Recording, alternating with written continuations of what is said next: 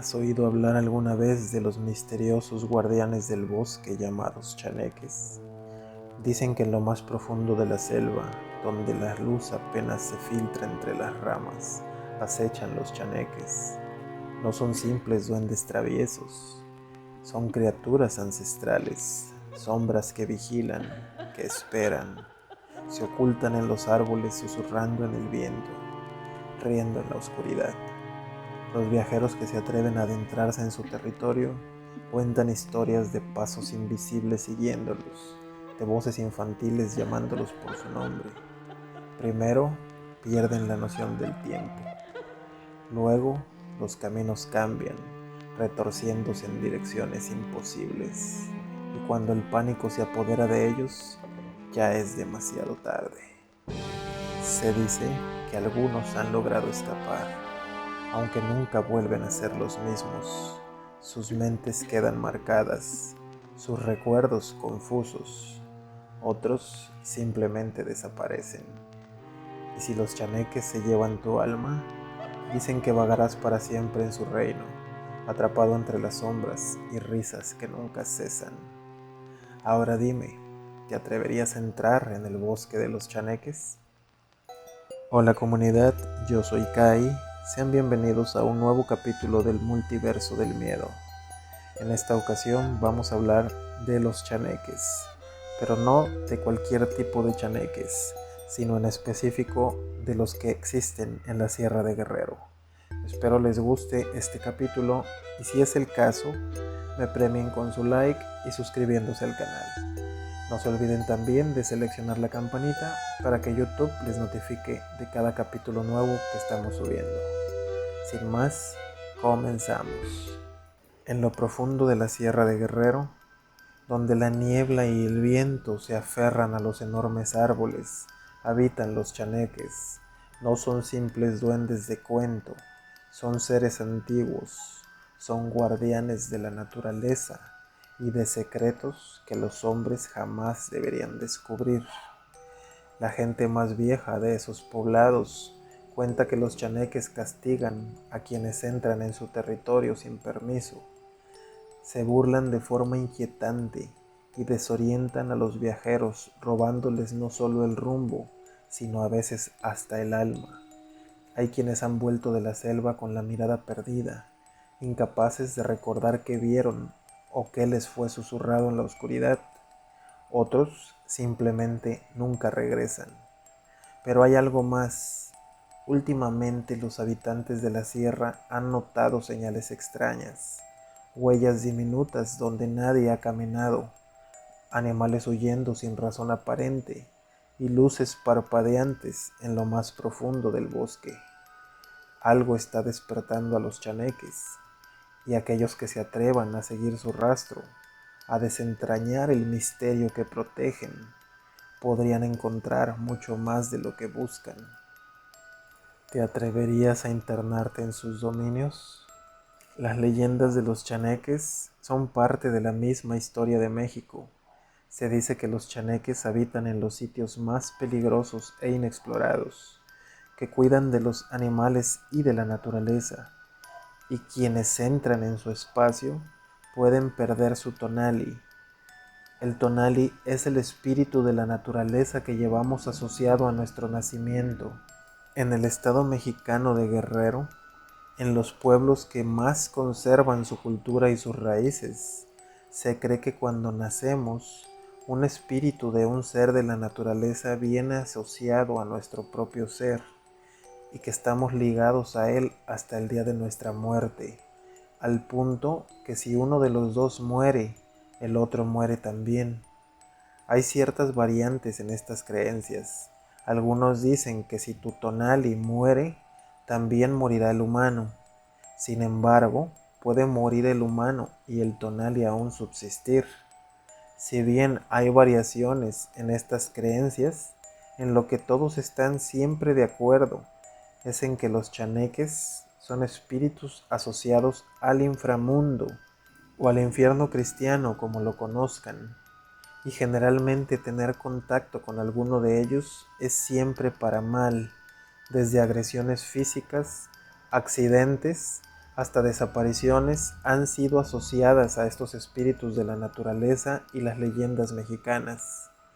En la zona de la Costa Chica del estado de Guerrero, contaba un hombre llamado Juan Huastitán Cruz, que hace aproximadamente 35 o 40 años, cuando aún era pequeño, dos de sus hermanos mayores que él, de aproximadamente 9 y 11 años, viajaban por una brecha cerca del actual poblado de Jalapa, municipio de Cuautepec.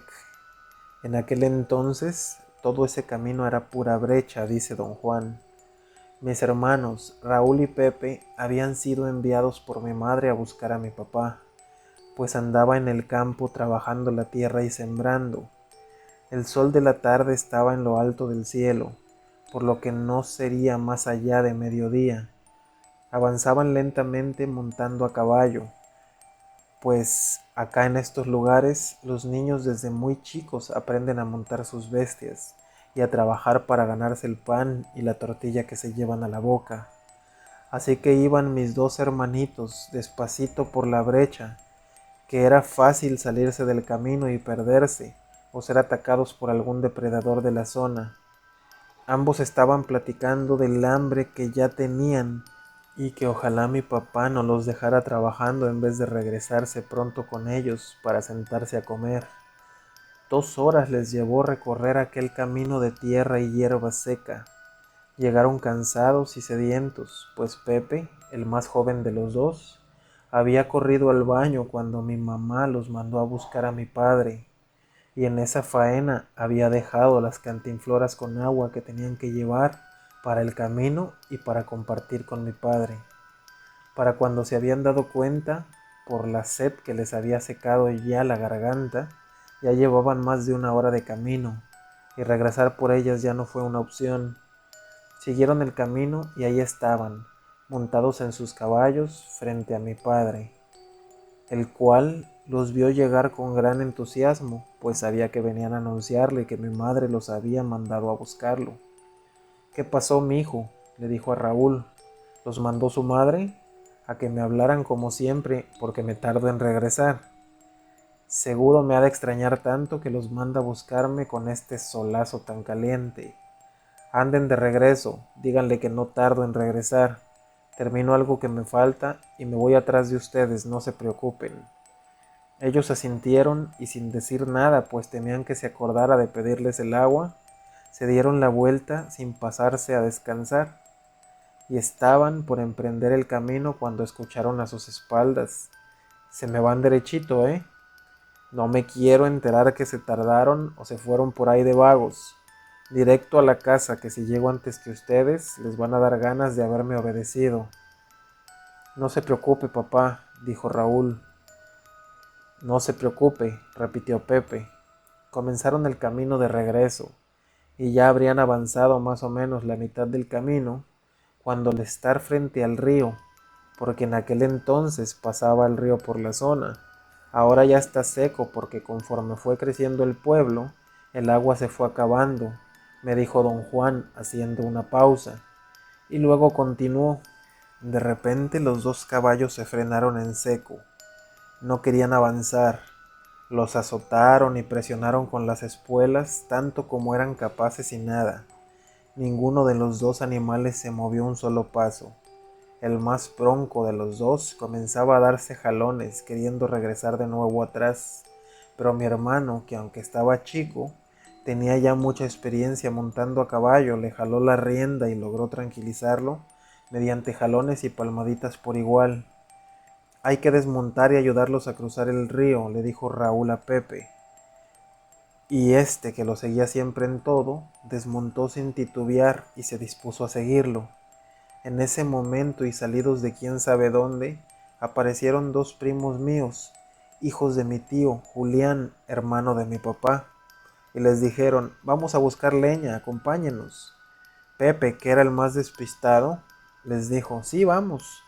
Pero Raúl, que siempre recordaba las advertencias, les dijo: vayan ustedes, que mi papá nos dijo que nos fuéramos derechito a la casa y no nos fuéramos a desviar. Ah, pues allá tú, Raúl, venimos de con mi tía, tu mamá. y dijo que también ustedes trajeran algo de leña para la comida, pero si no quieren no hagan caso. Yo le voy a decir a mi tía que no quisieron venir.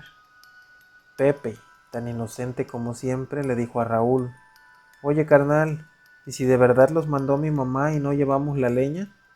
No vamos a comer y mi papá nos va a dar una buena chinga. Hay que ir. Total, si es mentira les decimos que ellos nos mintieron y como sea vamos a llevar leña. Raúl, todavía dudando, dijo: Pero mi papá dijo que no fuéramos, aunque ¿por qué nos mentirían? Vamos, pues, pero que sea rápido. Y montaron de nuevo sus caballos que por alguna extraña razón seguían inquietos, aunque en esta ocasión se avanzaron.